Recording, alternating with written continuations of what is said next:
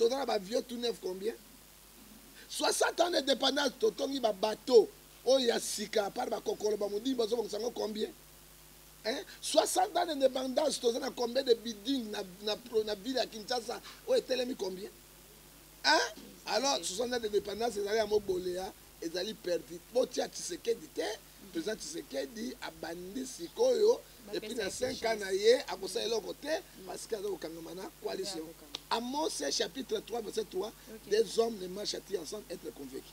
Moli moi Tshisekedi na plan na ye. Non ya bango eza mon côté moi ba yokana ezate. La Bible est claire et puis Bible le sur 2 Corinthiens chapitre 6 verset 14 à 17.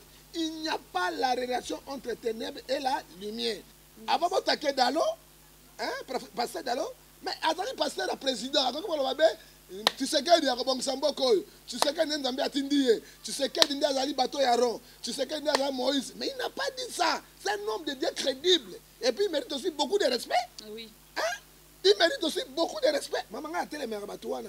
Tout le monde il est loyo, batouko ba caméra ba kangami. A pété plan. Péter les plans. Si quand on opération, il péter les plans.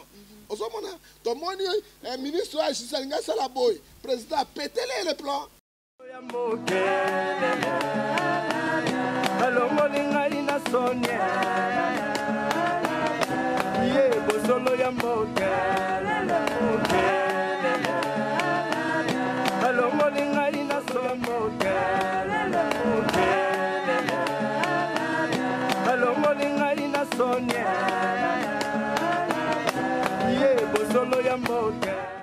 Comme je vous les avais dit, chers internautes, je suis pas seule dans mon plateau, je suis avec Pasteur John Gefa. C'est avec lui que nous allons parler de beaucoup de choses à court et à large lors de cette émission avec la complicité de gloire. Ma copine c'est déjà Mbote na mwana mboka, Pasteur John Gefa.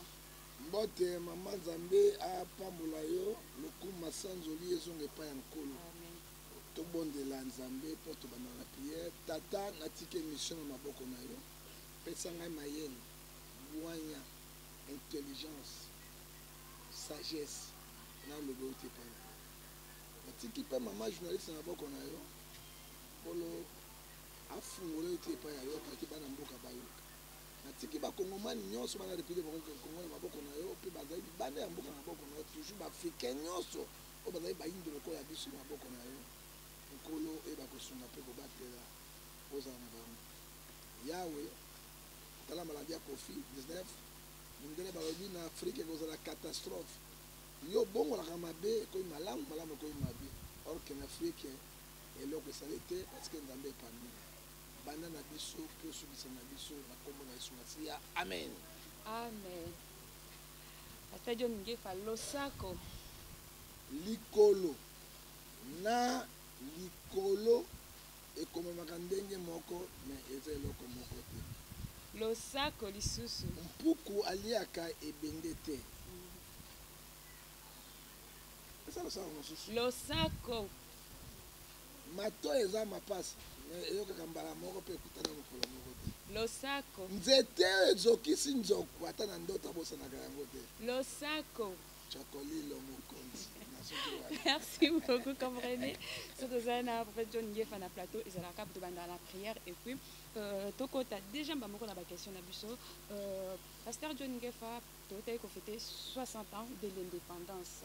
Pour na yo surtout ça la lecture par rapport à ma camozo tambola. Est-ce que mboka zo tambola na eza ezo tambola positivité ou la négativité?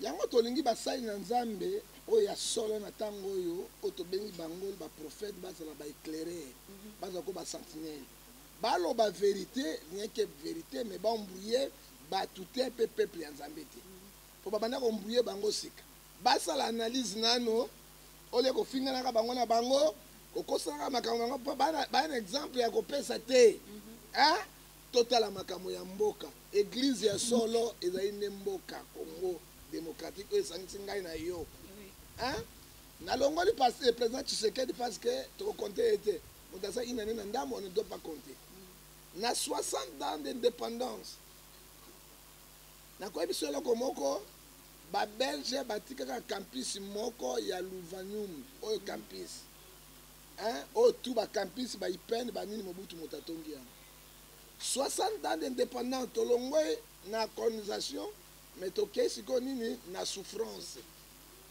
60 ans de dépendance peuple aboni bonheur te jusqu'alors 60 ans d'indépendance tomoni siko nini olie mboka ya avancé ekoma même lokola namonaki Dubaï ekoma lokola bapeke bajapon na biloko biso toza na yango 60 ans de dépendance lokola mbongo na bapoche ya bato bakamere et tout le monde tous les dirigeants 60 ans de dépendance tozwi badirigeant crédible te oyo balingaka mboka oyo te oyo basungaka mboka oyo te toujours de traite te lelo et 60 ans d'indépendance tozwi chance ya kozwa bavrai dirigeant te te lelo tolongola Tshisekedi na rien faire mbula moko tokokonte na ye te 60 ans d'indépendance babomeli biso baenseignement 60 ans d'indépendance babomeli biso meme mosala ya société paritatique ya l'état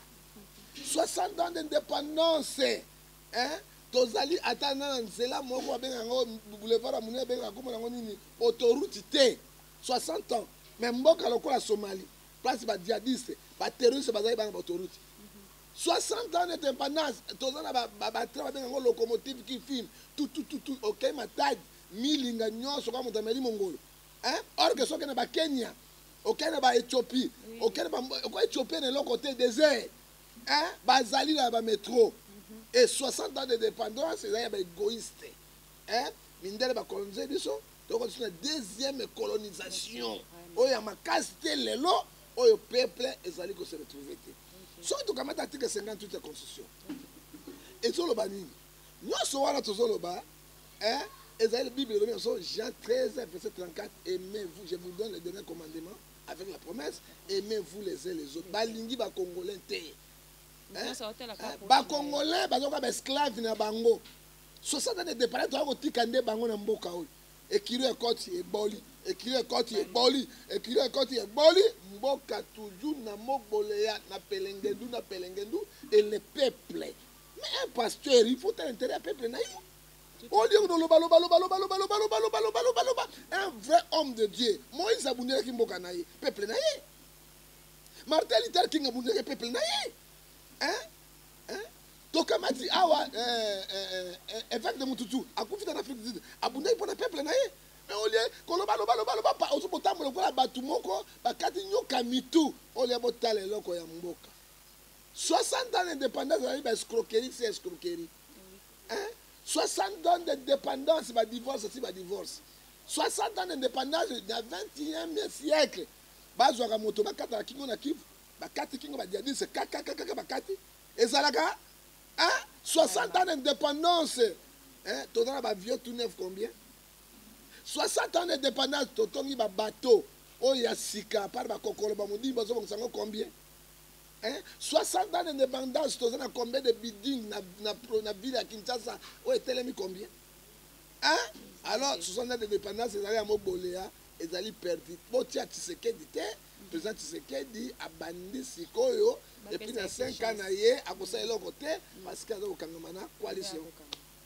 Ok, parlons un peu de combat président, parlons un peu à prophétie, à pasteur Azab Moko, à pasteur, il y a président de la République, pasteur Roland Dalo, par rapport à la prophétie, il y a aussi comme ça, le le 30 juin, à l'obéki que non, Azomonake, na président Tshisekedi Mboka ekende liboso te tozalaka na souffrance mais nzambe alakisi ye ke ye akosala mandat na ye aussi ça mais bato bazalaka na pasi moto oyo akoya après ye nde motu akobongisa mboka nini okokoloba par rapport ya hypothèse wana oyo natanga mokanda na nzambe na acte 2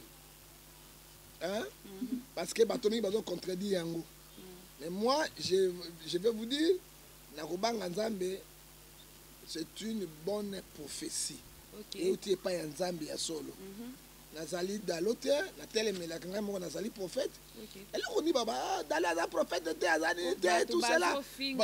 Bazo finga attention. C'est bon. OK. Batala photo sont ba chrétien ya béré. OK. Lelo ya za prophète te nini te qui dit la Bible. Acte chapitre 2 verset 18. Dans les derniers jours, je répandrai mon esprit toutes les chairs.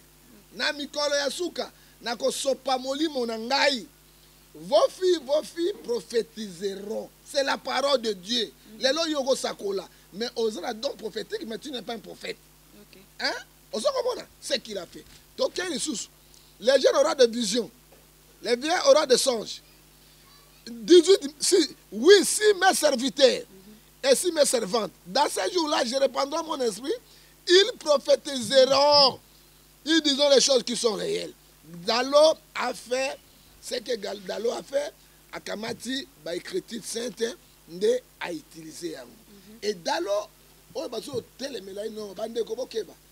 à moi, c'est toi, Dieu ne fait rien sans tout se faire révéler. C'est qu'un serviteur. Mais tout le monde qui a avant de t'attaquer Dalo, hein, pasteur Dalo, mais attendez, pasteur le président, tu sais qu'il y a un Samboko, tu sais qu'il y a un Tindie, tu sais qu'il y a un bateau Yaron, tu sais qu'il y a un Moïse. Mais il n'a pas dit ça. C'est un homme de Dieu crédible. Et puis il mérite aussi beaucoup de respect. Oui. Hein? Il mérite aussi beaucoup de respect. Maman a télé mais ce qui n'a dit moto, parce que na yebi profession yo, Dieu aussi m'a parlé. Oui. Hein? Alors ange d'or, là tu sais que il y a quoi, Moïse a mis ça dans les années, mais à côté de la Canada. Hein? Il y a à quoi kanini ko vandisa. Mais mboke ko longa la souffrance té. Hein? Mais alors ba kitake ya ko ya akokanga bato mboka oyo changement total en mboka na 20 ans. Parce qu'ils ont pillé hein ba dinosaures. Hein, au bazar on a quatre coalition.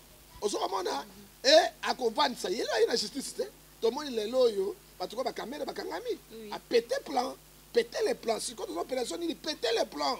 Tout le monde ministre a Chisalinga Salaboy, président a péter les plans.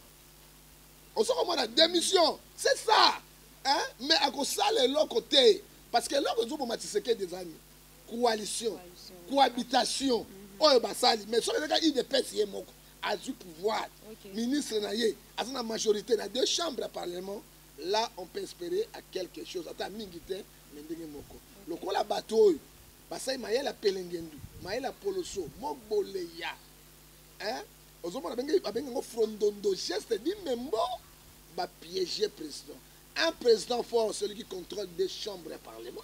Et si le président ne contrôle pas la chambre de parlement, ça devient fragile. À tout moment, parce que le Québec a un cambo, les là, bon, il y a aussi pour toi foutre de salaire comme $1 500, $1 000. Hein? Si quoi, soit il y a richesse sur l'abysse, l'article 50, tout est construit lobby. Tout Congolais a le droit de partager les matières premières équitablement. Toi, on a or, diamant, cuivre, maille, biloko, nyos, zinc, uranium, tout. Ce qui va tout c'est partagé. Je crois, mon temps au foot à courante, à foot à maïté, à l'université, au félé, paix, bazo foot à paix, bourse, aux 18 ans, aux compte dans la banque, n'a qu'à faire ça. Il est un dictateur, mais avec un pétrole à PAM. Hein? Toi, tu as commis mon manaka, papa, bio, tu as la télévision à PAM, PAM, bawana, où tu as l'intérêt à Congo. Hein? Au second moment, hein? Au second moment, les lots, oi.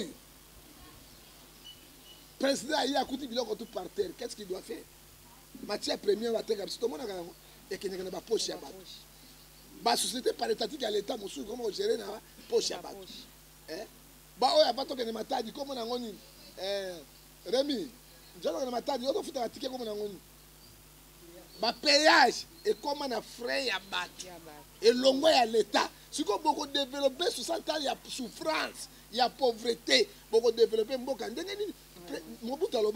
le président de la République n'est pas magicien. Tu sais qu'il n'est pas président, il n'est pas magicien. À cause ça, là, il est côté parce que à Kangami na batuma be pesa nga losako. Losako. Basaka likopa na ndokita ya kolia yo. Ozoka pesa losako mususu. Losako. Balongola kanyoka miyoyo te. Veneza wana te. Siko ozolanda ngai. Donc banyoka ba pembeni na ye. Il bloque le tout.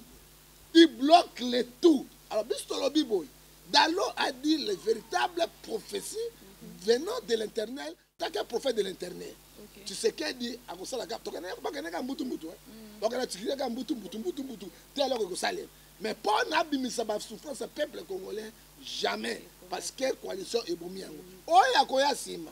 Nzambe aussi ma moté manaï. Quand même, à quoi il va passer à Congolais. Mais pour le moment, nous continuons toujours à souffrir. C'est que pasteur Dalo Alobi, il n'est pas prophète, mais il peut avoir les dons prophétiques. Celui qui peut avoir les dons prophétiques, il n'est pas prophète. Parce qu'un prophète, c'est un ministère, un ministre de Dieu.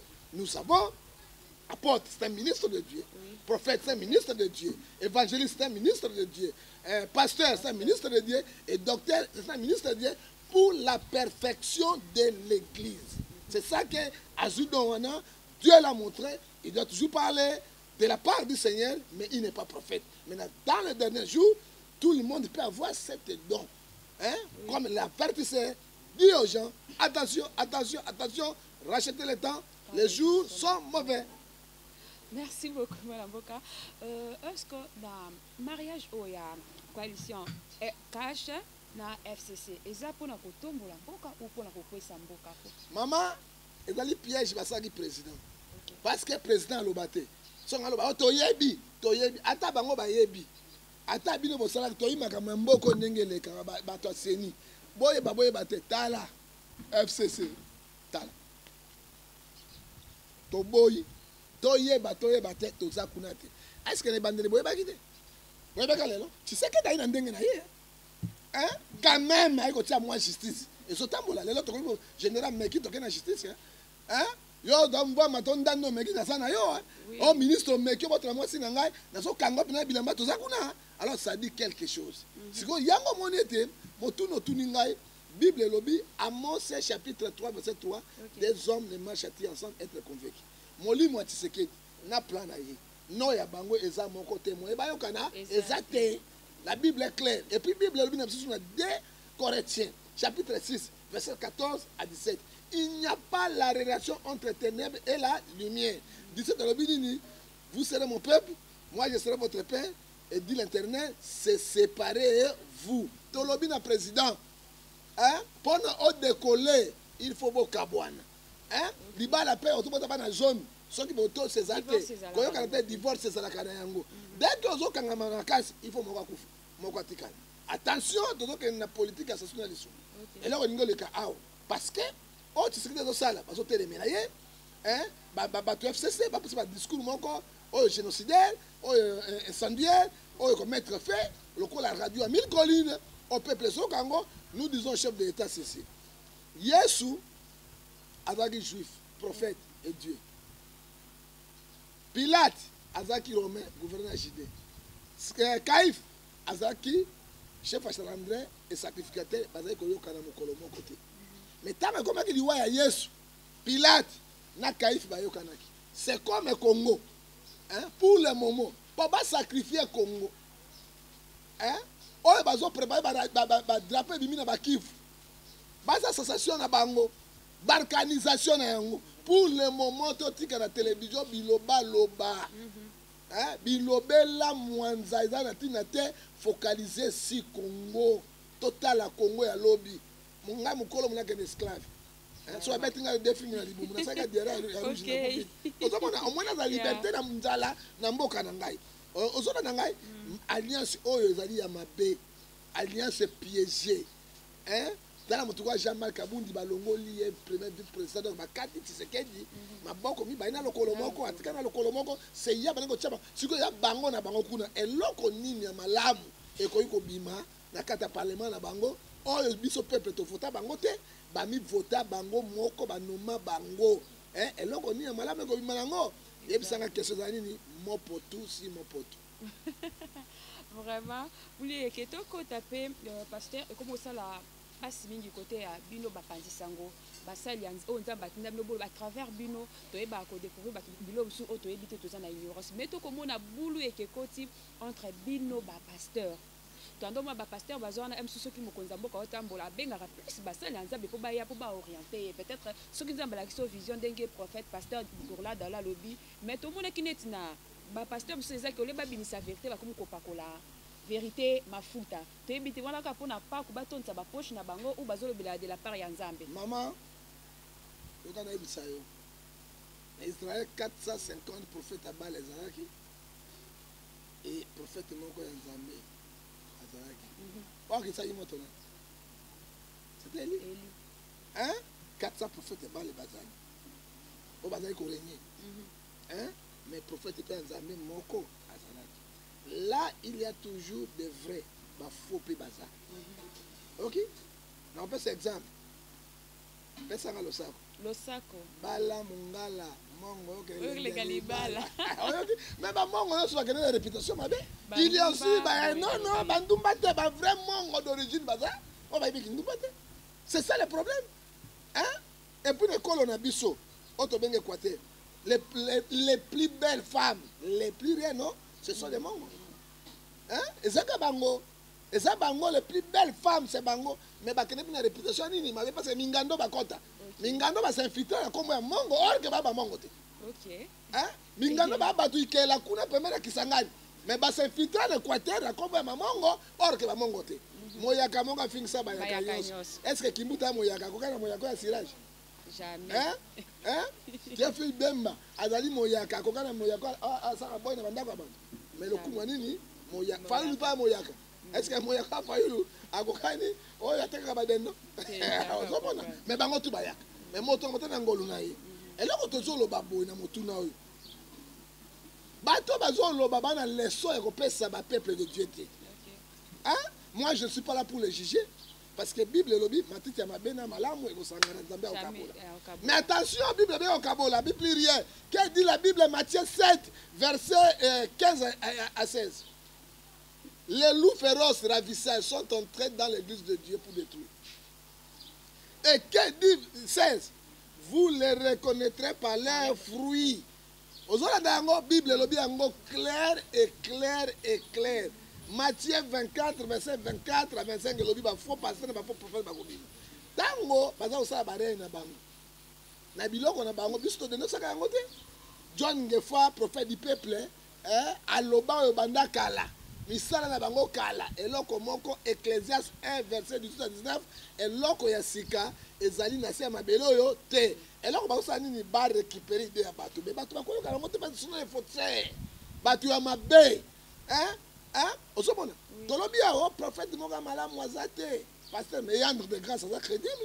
Na NRC évêque Méandre de grâce ça crédible. Papa Kelani mpata moko l'église azali crédible. Hein? Tokai lisusu. Tokamati papa Barut ça crédible. Moi John Ngefa je suis crédible. Hein? Pourquoi qu'on mêle bateau sur na bozoba na bango tango basaka bozoba ba bêtise na bango ba lokuta ko kene na banganga. Et dingo bane ko bimisa bango. Et dit, on ne parle pas. Tant on mort comme une aboulou, que bon, comme ça, il nouveau tel, il camboyo, est-ce que quelqu'un va s'en mais tout le bango, kala, et là, comme mort, comme ça va te saboter. Et là, on a vu ça, bandimi boule. Dans Matthieu 23, verset 1, 4. Faire accueillir ceux qui sont forts à la foi, mais ne découragez pas les opinions. Ok? Pas décourager ma chrétienté. Parce que l'église, la pasteur, l'église, c'est le cœur de l'homme. Oui. Hein? Oyo ko yazote, oyo yazoloba. Mais misala la bango Bible lobi na toi basala ka yango te. Toyebi bango batika ko embrouiller bato. Mama dossier wana kutina koloba yango te et ça sens parce que moto yebi bato za Nzambe peuple moko asa témoin ya ko kenanga. Lelo bateme comme na niveau ya ba réseaux sociaux. C'est grave. Hein? T'as l'escroquerie. Bobo imbongo yo ya M-Pesa na et comme $200. Hein? Pour pas personne baptême. N'importe na nani wapi. Mais ce que baptême oyo ya Jean-Baptiste bani na Jean-Baptiste. Hein? Na mokanda na Matthieu 28 verset 19. Allez prêcher, baptisons du Père et du Fils et du Saint-Esprit. Baptême va immersion de l'eau. Et ça, les macaillons, na pasteur, na maï l'otiola. Jean-Baptiste a bâti ça na maï à Jourdain. Oh, l'otio, il n'y que tu as pu bâti ça na maï, oh, il y a ça otiola. Piscine, là, il va faire baptême, na kolobang on balasima après la prédication. Hein? Parce que na rien va permettre que ba maï ozaki ya mike, et ça otiola pas ba problème maï, et ça va faire baptême. Baptême malamu nini? Oyo pas immersion. Donc, on quitte na Yesu, on secoue na Yesu pour la répentance du péché. Oyo comme il est passé, yo na kata réseaux sociaux, t'as la escroquerie, hein? Na ba réseaux sociaux, o to benga yango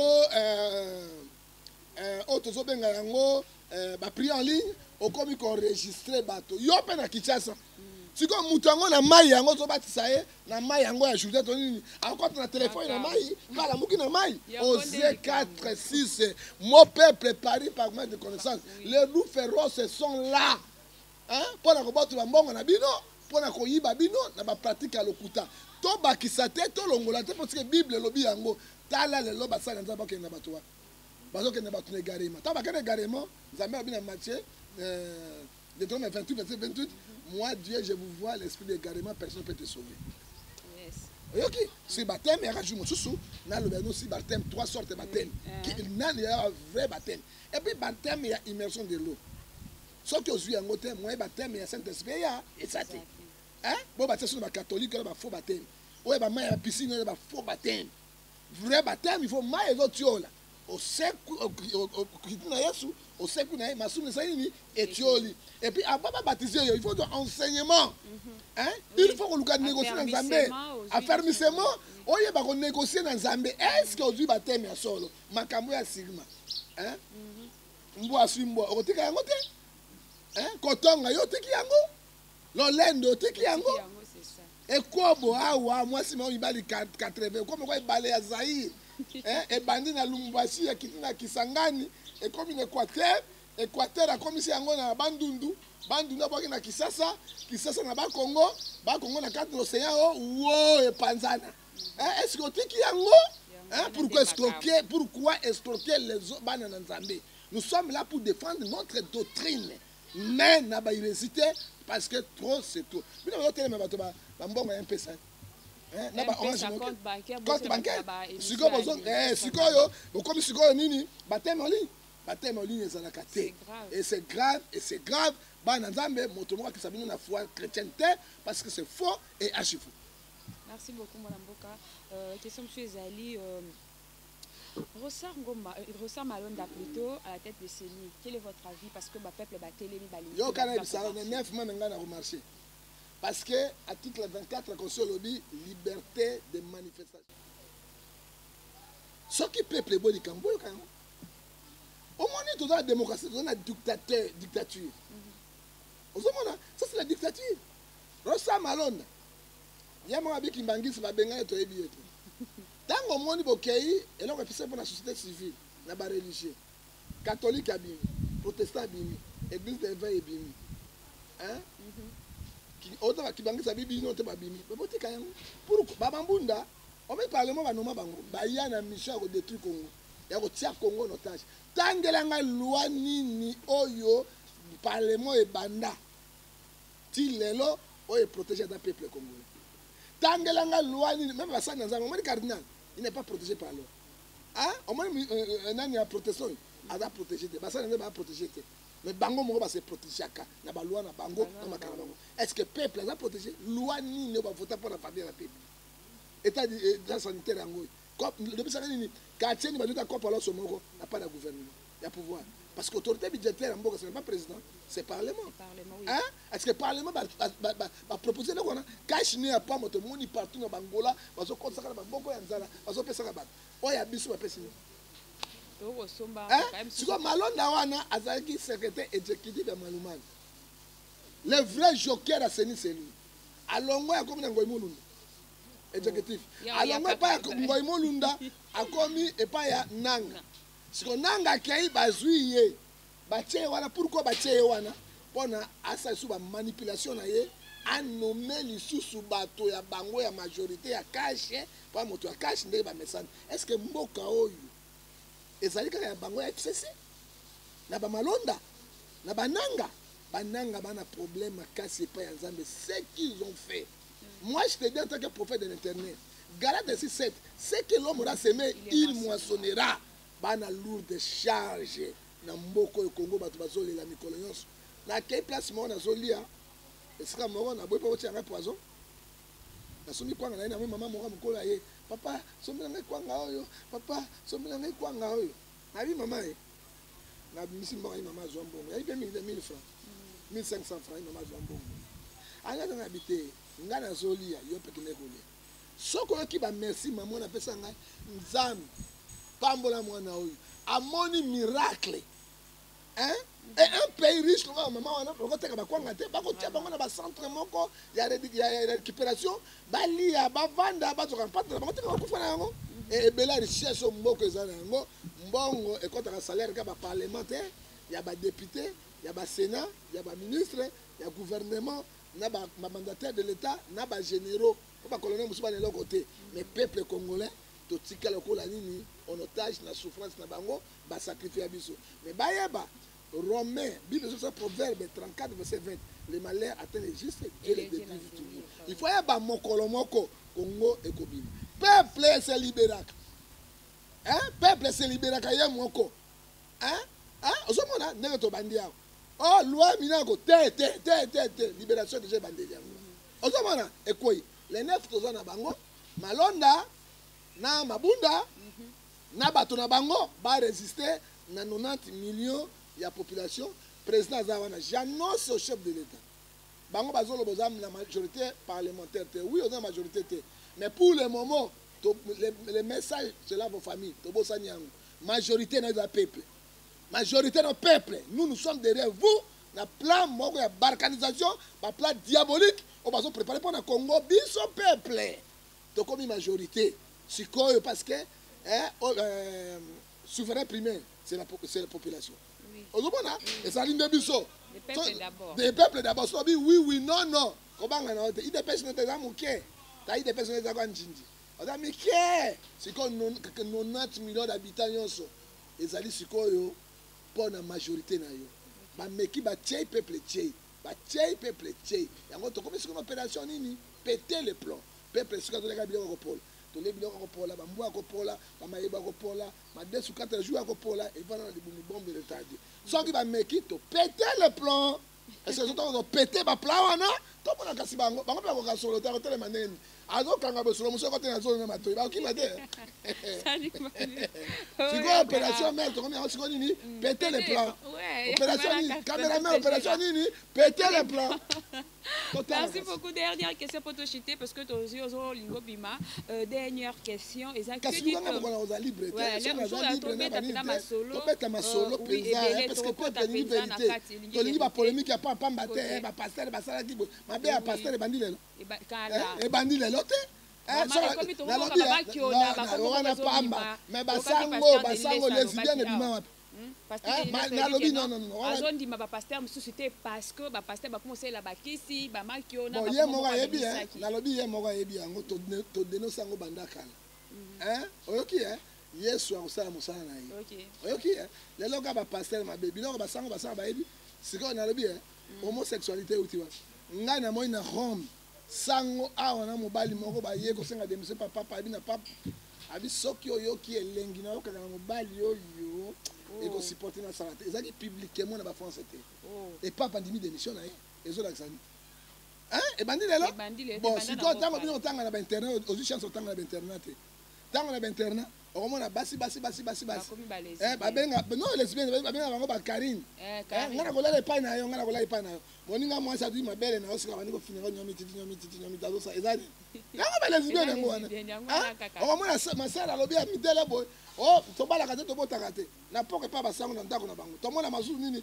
libumu evi akai konge na poto ayaki obota siko moto alaki na kobala te na kobota te okosi na mbe tokosi na bete non mabe ebandi banda kala ce n'est pas lelo bato ya mabe tonini ba se repentir non bon embrouiller peuple de Dieu au bas na souffrance et Dieu va vous bénir. Merci beaucoup. Dernière question, Isaac. Que dites-vous de la situation sociale des Congolais? Précaire. Otolobi na français ngotobobo otolobi susu na français toi boyi. Alors les Congolais souffrent. Les Congolais azolia $1 par jour. Hein? Congolais soki na selemba Congolais balami matembele sans mafuta sans mwa bana bazola fufu oyo banyatana na kobe babenga yango diata bombo ya mwindo. Alors ezali ko bazoboma ba Congolais mais natuni bango bilango basalaki ya kokanga lonzo siko bafufu wana kende wapi mbongo yango ekende wapi? Regarde un pays qui escroque la population ekende wapi? Des millions oyo bana wana bakolia fufu ya diata bomba te bakolia matembele ezalaki te bapondu te. Ozomona situation sociale maman na ngai ezali précaire. Nous vivons par la grâce de Dieu parce que choléra moto tala na biso na kisasa nga na yo toani de côté soki omoni caméraman oyo ya les arts toani de côté mais au moins son nzala et simba biso biso to konda to ma tu bilongi ndenge moko cousine na cousine à cause ya nzala na pesi exemple tala Remi Bobo tala cameraman oya ya les réserves tala yo mo mata mezali tala nano au moins boza bande côté boza ba cousine te mais fait que nzala lia bino mata mata bino tu bilongi chou loka mi pute na bata mama moko à cause ya nzala siko ko tuna situation ya mboka eza mawa nzambe asunga président Tshisekedi parce que à kosala le côté azingami na ba loup féroce mais avec Dieu nous vaincrons. Romains 8:31 si Dieu pour nous qui sera contre nous. Atelema total tobunda la prophétie d'Alos c'est ça. Tu vas croire yango ngari attaque prophète de l'internet croire yango parce qu'il est le pasteur du président. Okay. Mais il a dit la vérité. Oui, à pas la vérité. À pas la vérité ma foutate. Non, bon, souvent on s'accabille à 50 ans. On a 80 ans. Tout ce qui va tu as le kuta, bazan est loko moko ya reprendre le peuple congolais até. Ngala on tu a mabena hôtel melango. Mais na bani ba menace. Ba bani ja ko menacer nga. Oh, pour la vérité. Pour la vérité, ba bani ja ko menacer nga. Et na kotika yango te la prochaine fois na ko misabatoire tout polele, ibosa peuple boyo ka disparition nga ezali bango. Et là, homme de Dieu va venir menacer son frère. Parce que j'ai dit la vérité. Et rien que la vérité. Pas de défendre la doctrine en Zambie. On va bien de dessin animé. Soit on looking au coutin à mon peuple. On looking au coutin à nous c'est caillou. Parce que vérité, on dit que la vérité. Et qu'on change. Parce que Jean 14, verset 6, je suis le chemin, la vie et la vérité. Je laisse avec la vérité. Merci beaucoup. Toko Minasuka, voilà mboka soko baxelo komoko. Na baxelo côté, na baxelo komoko. Kaka total intérêt à Congo. OK. Ba drapeau kili bimina ya Bukavu na Bukavu Kivu na et pas jouer kuna des localités qui a drapeau et tout ça mais na zo siko 5 pays africains et bani ko bota sur ba territoire hein ben yo zo kala ba benga lelo ba soudanais côté or ezalaka ba boto ba sa fortement ba boto li yango ba zo exploiter mboka ezali na kao. Et puis baloba moto ya mbongo moninga na hote. Hein? Toké bateau fungola miso parce que le danger là sur notre pays. On va les défendre l'article 63 la constitution, puis la 64 la constitution. Peuple congolais est uni na bomoko. Totika ba ventiler les grands ba télévision asala kibo. Est-ce que là va sikeza? Hein? On doit comprendre bino. Est-ce que loko ya sikoyo et loba mi ya sika ngwana? Ba passer ba sala kibo. Ba jari ba makiona. Est-ce que loko ya sika eza wana? Hein? Biso to loba yango. Moi, ça va dire pantalon pour l'angabi. A vu j'y patie na carte. Qui l'a taché pour moi ça c'est protégé à kamade sous-vêtement tiens na carte. Hein? À part sous-vêtement moi c'est mon choix propre à cause de papier hygiénique qui boy. À cause tiens on a pour protéger quand même sous beaucoup ani. Mais vani ka boy na tandi akolo. Tokana ka chaka baba. Ira ka. Oka moi ça qui monte bandia. La fumangani. Siko njombo yango apasoli sous-vêtement, apasoli jupon, apasoli pantalon culotte, pe abimi poids pour ngolo. Aza na moto. Mais tout le monde yango bandaka là, eloko ni na sikezali awa. Oyo bino mozo kamwa lelo na ba télévision, ngana zo comprendre peuple congolais. Est-ce que eloko sikezali wana? Hein? Et puis Éclairage chapitre 1 verset 18 à 19 abi eloko asika na sama belé ezate to dénoncer yango bandaka to zo makambo ya sika distraction ba pasteur ba sala ki boye ba kenda ki eloba malelo tango bazali ko sala yango ba ne ko ebate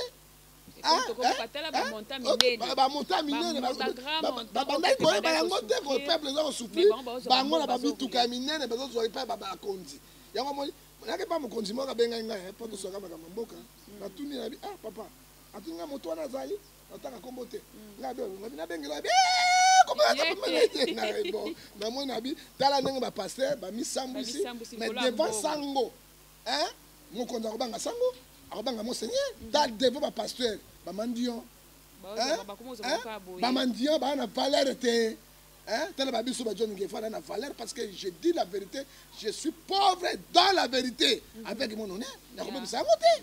Oh le babatillon sont beaucoup à mazana parfait non mais attention ce qui a zo bazolo bayango na comme moto te na ba pasteur oyo baza élevé mais ba petit pasteur baza na église à 10-15 personnes hein au ba fraîchir déjà balité ils sont là les vrais pasteurs bazali oyo ba compte biloko na bango te baza na ba niveau na bango ba kumisa bango pour na bi bon kumisa bango pasteur minene dit à quoi Parce que la Bible n'est pas petit, n'est pas grand. Peut-être par rapport à Combo. Par rapport à Combo, na bambonga escroquerie na bango ba ibaka. O ba kosa kana bandimina bato, minyo na bango, mais na ba prédication boy, na ba grand pasteur bazati. Na ko pesa exemple. Na Congo tozana yango. Aucun pasteur aleki mutombo na côté ya zati. Hein? Malgré ba misala na bango na okota kunati. Hein? Oya leki mutombo, pasteur mutombo azati. Kalombo Léopold. Hein? Eza bagege na ye, eza biloko na bango, nous ne sommes pas là.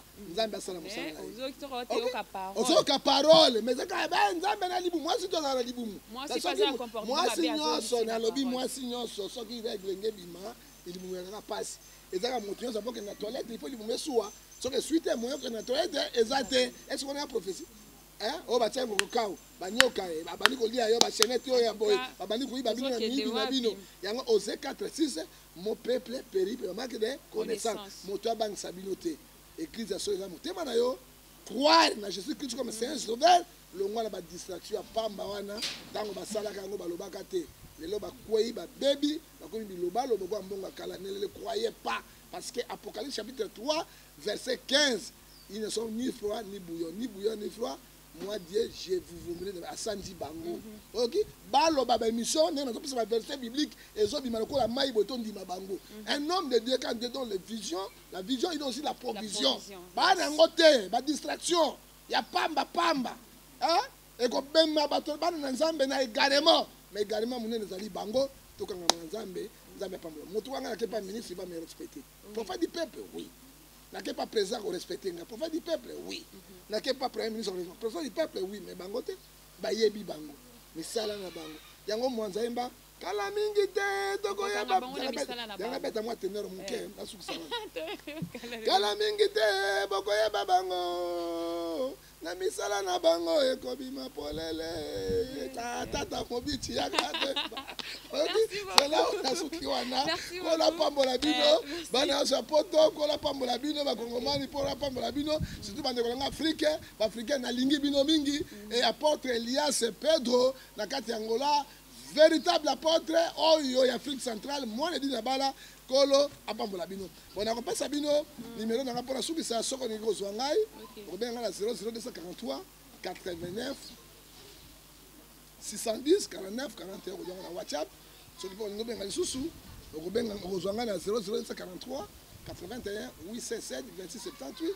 pe soki ko benga na privé na 00243 99 42 937 Nzambe apambola bino apesi mbote na mama na ngai batondoko aleki basi nyonso na kitoko na Genève ekolo apambola yo apesi papa na ngai ngefa oyo tobengi mwete mama batondoko wana asia boga roi de Borsalino na kati na Genève kolo apambola yo apesi mbote na kati ya papi ngefa babengaka roi de professeur de la SAP na kati ya Zurich kolo apambola yo et tobosani te ke Otolobi, boss Eric, il est les grands boss, les boss, c'est comme la Pambolayo, et Ndekoneli, Otolobi, Nelly Tunda, Zumba, Nakati na Allemagne, tout juste Nakati, na capitaine à Bango, Kolo, à Pambolayo, yone maman Mokonchi.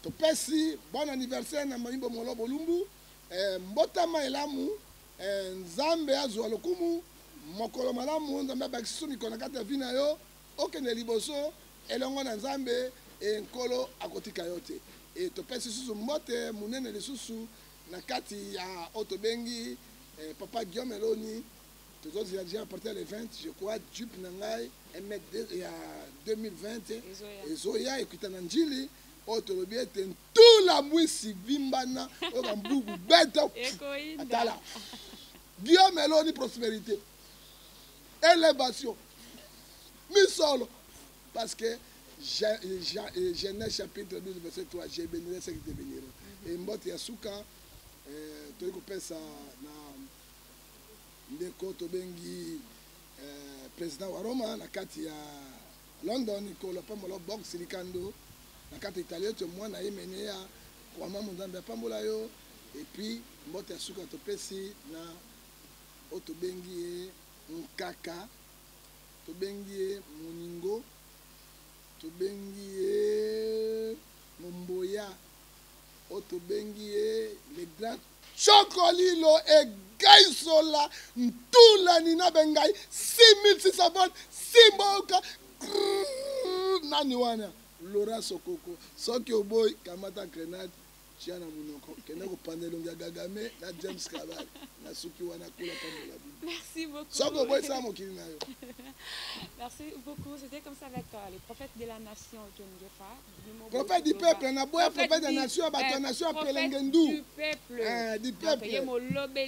Yamboka. D'accord, voilà. C'était avec lui, en tout cas, beaucoup de vérité. Nous sommes avec lui. Merci beaucoup. À travers Bosolo et Mboka TV, vous avez toujours branché pour recevoir vraiment et belé et l'ongona. La prophète de la nation. Du peuple. Il y a comme aux hommes, terre et belle nation. Le prophète de la nation. Le professeur Betama et le prophète du peuple. Oui, prophète du peuple. Merci à Santos Dégir, les chefs d'entreprise. Merci à Kelos Makel et l'ami du boss. En tout cas, merci beaucoup. Merci également à l'empereur José Carlito, sans oublier aussi à Félix Kaouli fait depuis Belgique. Merci à vous. Merci à Maman Bernadette Santos Dégir. Ah, Santos Dégires. Noir, mais Mundela la Katia, Bella, Yonde Makambo, le grand Chocolilo. Merci beaucoup, Tata Jiroyo qui Kelos Makelo qui libanga la. Kelos, Yonde Kelos, Yonde Kelos, c'est ça qui ça, ma bango ya tal. Prépare Kelos, ils ont des côté diamant, côté or, côté zinc. Mais à quoi il y a des gens qui appellent Ngendu? To fula yo. Kelos, Yonde Makambo. Merci beaucoup. Merci à vous tous. Merci à celui qui a assuré la street TV de cette émission. Gloire, hein? Gloire, merci beaucoup. L'élève du maître, comme j'ai toujours l'habitude de t'appeler. Merci aussi à Stani Mambimbi du côté réalisation. Merci à toute l'équipe de Bosolo Mboka. Bozara toujours branché dans Bosolo Mboka. Masola bien bandit. Abonnez-vous massivement sur notre chaîne Bosolo Mboka TV. Quant à moi, je vous retrouve à la prochaine. Bye bye.